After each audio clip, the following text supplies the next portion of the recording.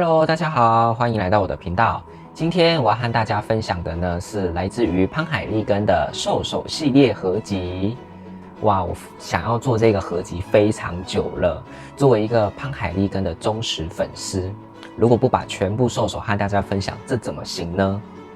那潘海利根目前兽首系列总共有18支香水，那其中一支是只有在英国的百货商城才有贩售的，所以呢，目前国际上是只有17支香水。那接着我会分为3集和大家做分享，把这17支香水全部分享给大家。兽首系列这个合集，它其实是一个虚构的故事，主要是讲英国上流社会发生的这些权力斗争啊、抢夺啦、报复啦，以及爱情这些等等的故事。那它每一位人物呢，所设定的是一个动物头的形状。那每一位人物他的角色的定义也都不一样，所以我觉得其实是还蛮有特色的一个香水的系列。像是我很喜欢他们家的一支香水是这一个，你看看它的包装，非常的浮夸。然后呢，它这个里头呢就是这个动物的头，给大家看一下，这是我非常喜欢的一支香水。我觉得这个系列它贵，就是贵在它的这一个上面的兽首，它这个兽首全部都是以手工打造的。对，真的非常的美耶。那这支香水是公鸡头，是博瑞德先生，我会在下一集当中和大家做分享。那我最近看到他们家的香水呢，出了这个系列，就是这个兽首系列他们家的10支香水的小样。哇，这个系列真的是造福所有人群，因为这个兽首系列，我相信大家都很想去试，但是呢，你总不可能去专柜一次把全部17支试完吧？那它这个就是非常的棒大家能够买回家，然后自己呢去好好的品味一下每一个角色的味道。虽然说它里面只有10支香水，但是呢，我另外7支我全部都试过了，我会一次分享给大家，不用担心，好不好？那开始之前呢，拜托大家订阅我的频道，这样你就不会错过任何精彩的讯息咯。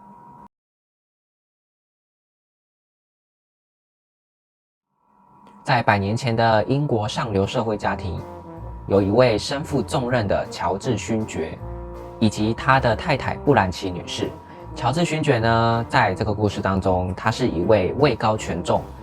很传统、很优雅、很中规中矩的一位绅士。它的味道呢，一开始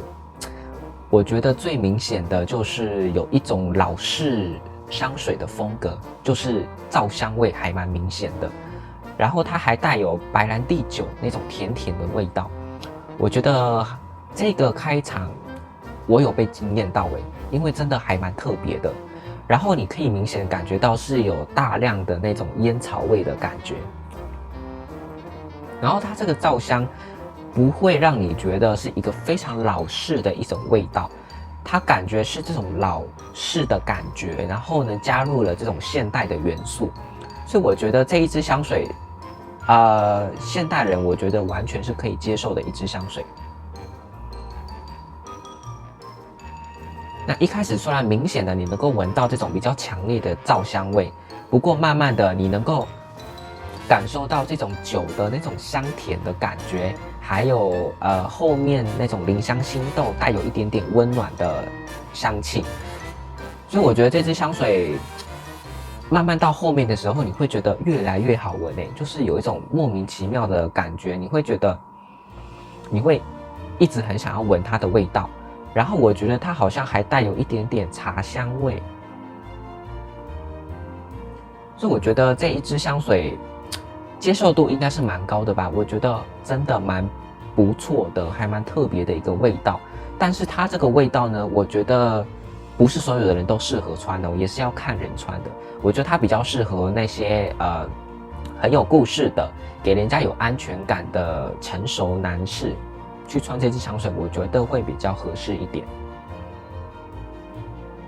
接着，布兰奇女士是乔治勋爵的太太，她是以这一只花豹作为她的图案。然后她这一支香水呢，她在这个故事当中啊，是一个上流社会很有钱有势的社交名媛，就是她是一种非常迷人，然后呢，给人家有一种不太好亲近的感觉。那这支香气呢，是以这个水仙花作为主体，然后你可以闻到一点点鸢尾花的那种粉感味。这支的味道就是给你一种很难亲近，但是亲近过后呢，是很好相处的一个人的那种感觉。不过这一支香水，我觉得应该不是所有人都能够马上就能够接受的味道，因为它一开始就会给你有一种距离感。它这个味道，花香味，它呈现出是那种带有一点点苦涩的那种花香味的感觉。但是慢慢的，你能够闻到的就是它的香气啊，变得比较细腻，就是苦涩的感觉慢慢的淡去，变成那种甜甜的味道。我觉得还蛮适合成熟女士的。乔治以及布兰奇他们有一位女儿，叫做玫瑰小姐，就是这一位玫瑰小姐。然后她是一个狐狸的头的形状。那玫瑰小姐这一个呢，她在这个故事当中是一位刚结婚，然后呢是非常性感很迷人的一个小姐姐。那在当时呢，她常常喜欢穿着这些紧身衣啦，就是给人家是很奔放很性感很魅惑的那种感觉。那它的味道呢，一开始你能够闻到就是柑橘还有玫瑰的味道，但是我觉得它呈现出来是有一点荔枝的香甜。这让我想到蒂普提克也有一支类似的香水，叫做玫瑰之水。那蒂普提克那一支，它的味道就是比较有活力一点，比较明亮的感觉。那至于这支香水，它的味道就是给人家会有一种沉重感。它这个玫瑰有点像是黑玫瑰的感觉，好像就是在夜晚绽放的那种黑玫瑰。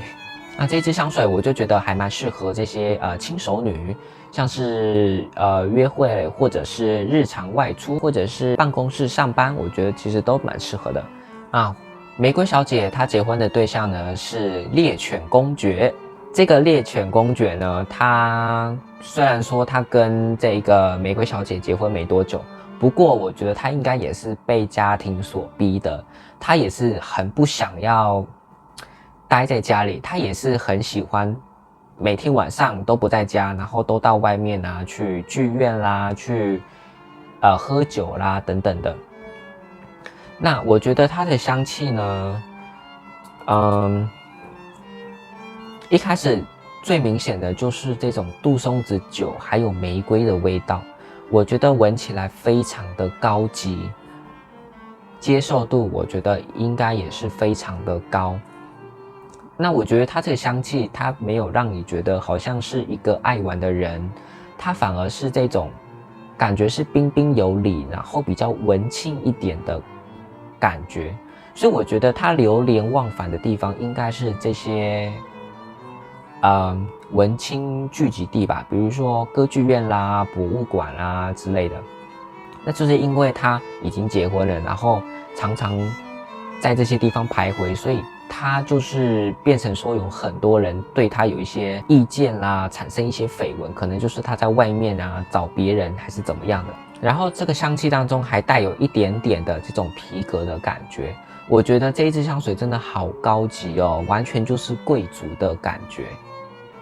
一喷就变贵族，真的不骗你，真的拜托大家一定要去试试看这一支，好好闻，真的非常好闻。那这个家族成员呢，还有一位叫做 Helen 小姐，还有 Teddy 先生。那他们两个其实是一个共谋的关系，就是互相合作，不知道在策划什么。我觉得可能是在策划这个猎犬公爵，他们想要找出猎犬公爵每天晚上在外面混，到底是跟谁一起去混呢？还是说他们其实是想要继承家产、抢夺权力呢？我们不知道。不过他们两个是属于这一种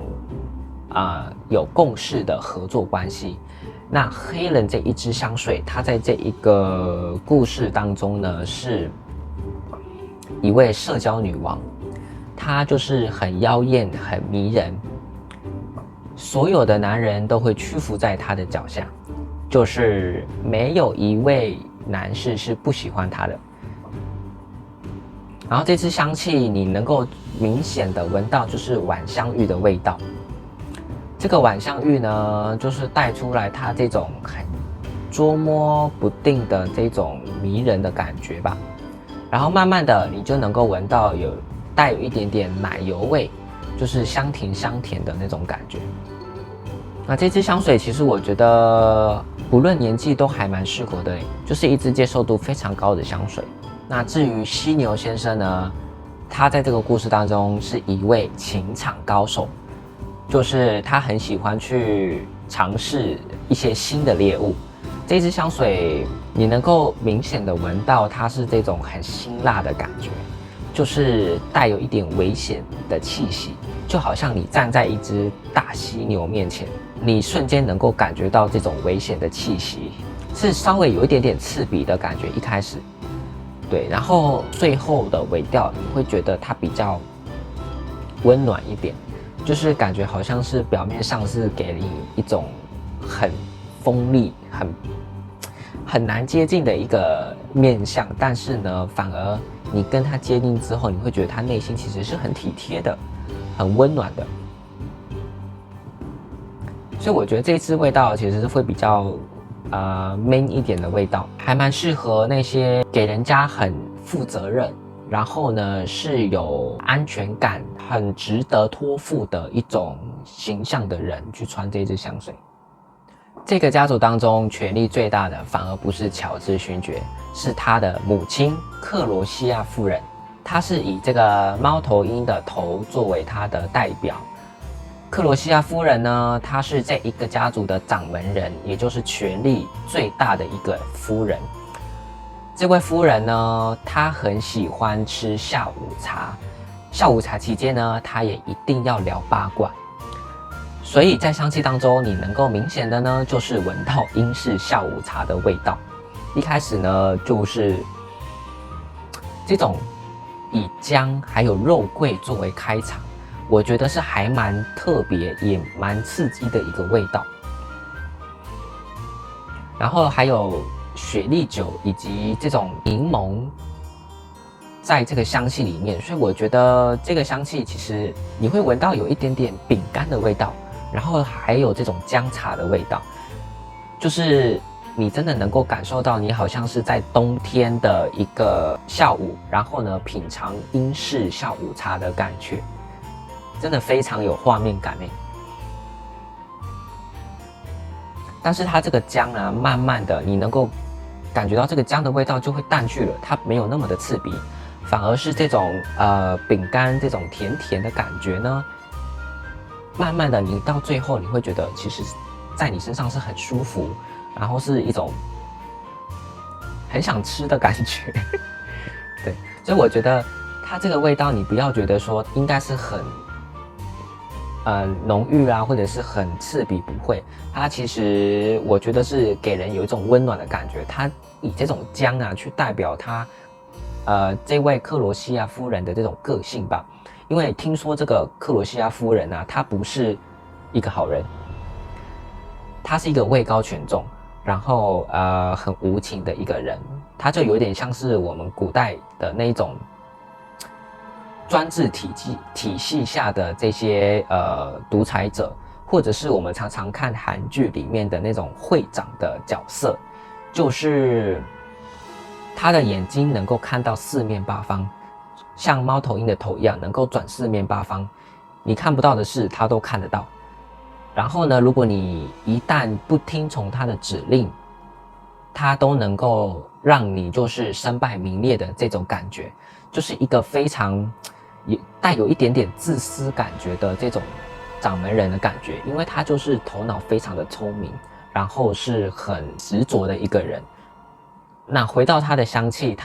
我觉得在秋冬季节去穿会比较合适，因为它里面是有这种姜茶的感觉，所以我觉得在夏天穿会太过于刺激，而且会很厚重。